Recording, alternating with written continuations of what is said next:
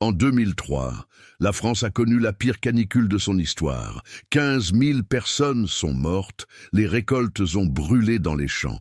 Les jardins se sont transformés en désert jaune en quelques semaines. Mais dans un village du Languedoc, un instituteur à la retraite n'a pas perdu une seule plante. Ses tomates étaient rouges, ses courgettes énormes, sa terre restait humide. Ses voisins pensaient qu'il arrosait en cachette la nuit. La vérité était bien plus simple et bien plus ancienne que ça. Il avait enterré 8 pots en terre cuite entre ses plants. Des pots sans vernis, remplis d'eau, couverts d'une pierre plate. Une technique que son grand-père provençal lui avait apprise dans les années 50.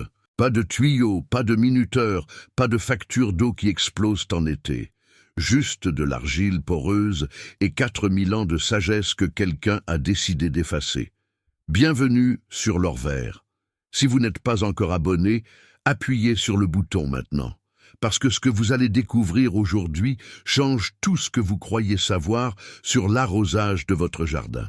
Ce que cet instituteur utilisait s'appelle une ola, le mot espagnol pour pot. Mais cette technologie n'a rien d'espagnol à l'origine. Les traces les plus anciennes viennent de Chine, du bassin du fleuve Jaune. Des archéologues y ont découvert des récipients en terre cuite, enterrés à côté de cultures datant de 2000 ans avant notre ère. La même technique est apparue indépendamment en Afrique du Nord, dans le Pérou précolombien et chez les peuples autochtones du sud-ouest américain.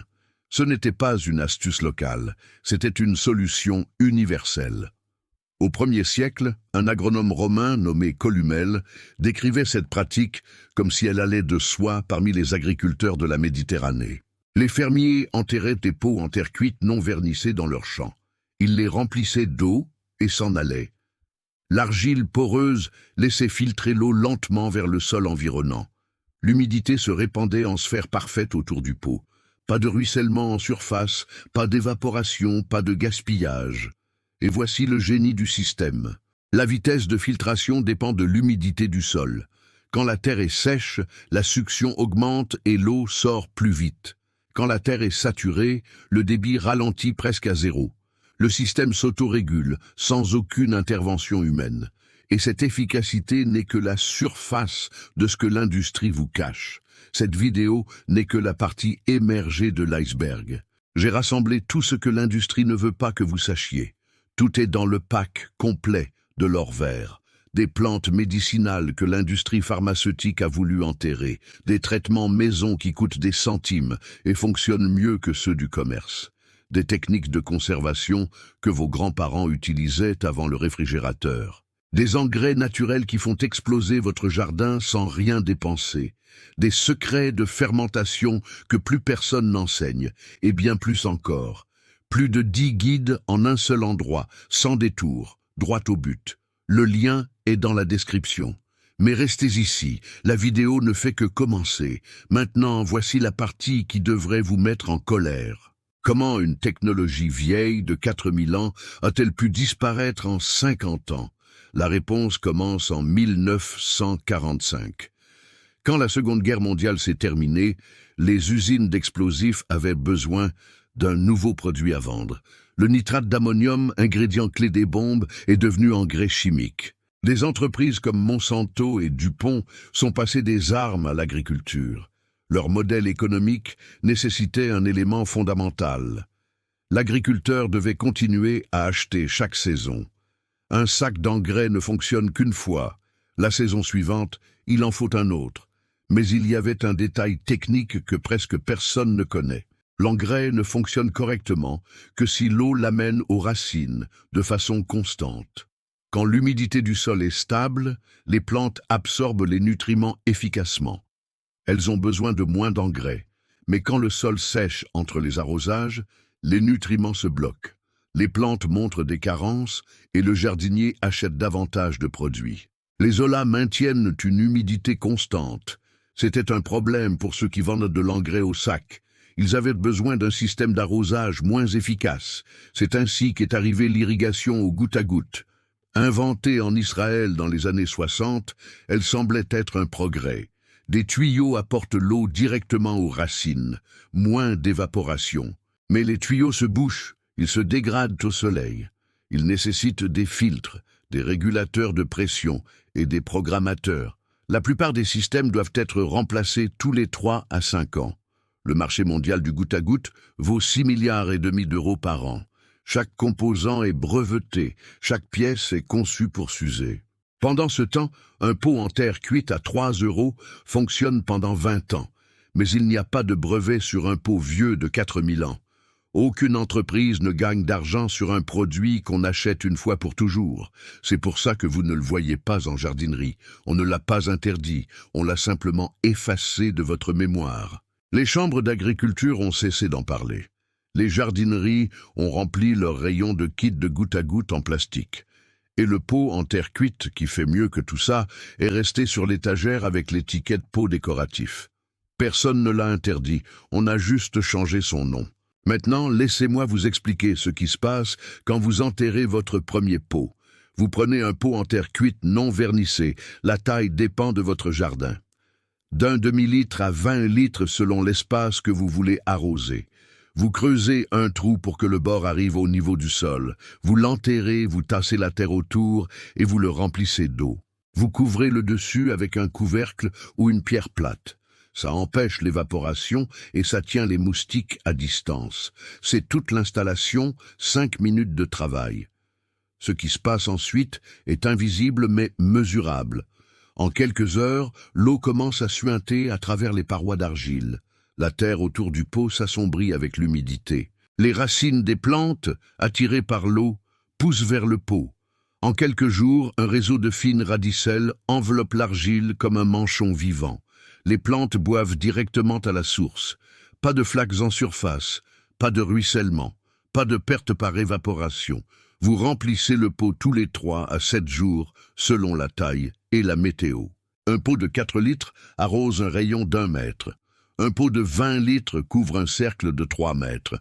Dans les étés chauds du sud de la France, les Zola ont gardé des plants de tomates en vie, par 40 degrés, avec seulement 2 remplissages par semaine. Dans le climat plus doux du nord, certains jardiniers ne remplissent qu'une fois tous les 15 jours. Vous n'avez pas besoin d'un pot par plante. Un potager de 4 mètres carrés fonctionne parfaitement avec 3 ou 4 Zola. Un balcon avec de grands bacs n'a besoin que d'1 ou 2 petits pots. Le système s'adapte à tous les espaces, du balcon parisien au jardin provençal, et le coût est dérisoire comparé à n'importe quel système moderne. En Provence et dans le Languedoc, la technique n'a d'ailleurs jamais complètement disparu. Des maraîchers âgés continuent d'enterrer des pots comme leurs grands-parents le faisaient. Ils savent quelque chose que l'agriculture industrielle a choisi d'oublier. Mais il y a un avantage dont personne ne parle jamais. Les Zola éliminent 80% des maladies fongiques causées par le mouillage des feuilles. Parce que l'eau est délivrée sous terre, les feuilles restent sèches. L'oïdium, le mildiou et la tache foliaire prospèrent avec l'humidité de surface.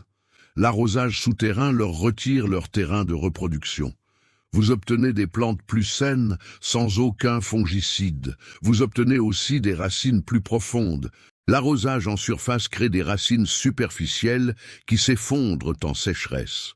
L'arrosage par Zola tire les racines vers le bas. Un pied de tomate arrosé par-dessus a des racines de 15 cm. Le même plante arrosé par Zola envoie ses racines à 60 cm. C'est une assurance sécheresse intégrée dans la biologie de la plante. L'Université d'Arizona a mené une étude de 7 ans, à partir de 2006. Elle a comparé des pots enterrés au goutte à goutte, en conditions désertiques. Les Zola ont consommé 50 à 70% moins d'eau que le goutte à goutte, et 90% de moins que les arroseurs. Les plantes cultivées avec des Zola avaient des racines plus profondes et des récoltes plus abondantes. L'Université du Nouveau-Mexique a confirmé les résultats en 2012. L'Université de Californie les a validés en 2015. Et entre 2018 et 2020, la NASA a testé cette méthode pour son programme d'agriculture sur Mars. Sur Mars, chaque goutte d'eau est précieuse et aucune panne n'est acceptable. Les Zola, fabriqués à partir d'argile locale et sans entretien, ont gagné le test. Si cette technologie est assez bonne pour cultiver de la nourriture sur une autre planète, Pourquoi n'est-elle pas assez bonne pour votre potager en Provence ou en Bretagne? Le pot en terre cuite qui se trouve dans votre jardinerie pour 3 à 15 euros est exactement le même objet qui arrosait les jardins suspendus de Babylone. La seule différence, c'est l'étiquette. Si elle disait système d'irrigation, elle menacerait une industrie de milliards. Alors elle dit pot décoratif et vous passez devant sans y penser. La technologie qui a nourri des légions romaines, qui a maintenu en vie des communautés indigènes pendant 1000 ans dans le désert, se cache sous vos yeux depuis toujours, sans étiquette, sans publicité, attendant que vous vous souveniez. Le choix est simple. Vous pouvez continuer à acheter des systèmes conçus pour tomber en panne. Vous pouvez continuer à nourrir une industrie qui profite de votre dépendance. Ou vous pouvez enterrer un pot, le remplir d'eau et tourner le dos. Lola ne comprend rien aux modèles économiques. Elle fonctionne, c'est tout. Elle fonctionnait il y a 4000 ans, elle fonctionne aujourd'hui, et elle fonctionnera dans 20 ans, quand les tuyaux de goutte à goutte de votre voisin seront fendus et inutiles au fond du garage.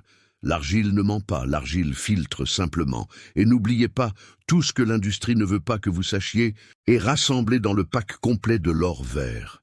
Plus de 10 guides en un seul endroit, le lien est dans la description. Si cette vidéo vous a ouvert les yeux, abonnez-vous à l'or vert. Chaque semaine, nous déterrons un savoir que quelqu'un voulait vous faire oublier. Appuyez sur le bouton, activez la cloche et on se retrouve dans la prochaine vidéo. L'argile attend depuis 4000 ans. Ne la faites plus attendre.